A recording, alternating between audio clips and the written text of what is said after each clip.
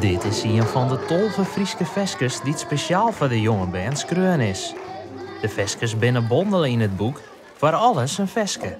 In het boek staat ook bij elk veske een aantal activiteitentips, zodat de pedagogisch medewerkers en de leerkrachten weten wat ze al met het veske doen kunnen. Dus dat het net alleen nog maar het veske beluisteren is, maar dat ze echt actief ermee aan de slag kunnen.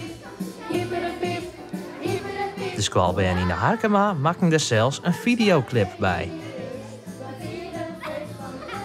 Nou, eerst dan wist je net wat er gaat gebeuren en wat hoeveel bezig er binnen en zo. Dus eerst vond ik nog wel een beetje spannend en wat moest waan. Nou, ik vond het wel leuk. Dan pist echt gewoon in de studio en dat had ik toch nooit eerder gedaan. En dat vond ik wel heel erg spannend.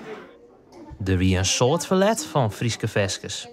Vooral wat rituele veskes, dus veskes die het jaren bij wat ze al hebben beleven, wat ze het waande had. Ik in een groep zou ze oprommen en onklaaien, fruit eten. Dus ja, het verlet wie er al langer en dan maak ik wel even grut uitpakken.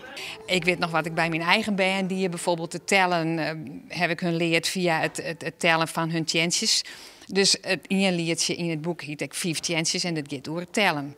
Dat studeer ik het met mijn band en dat komt dus dat is dan de inspiratie. En nou zie ik nog live jongen en wat de band je doch, ja, dat rekken mij echt. Ja.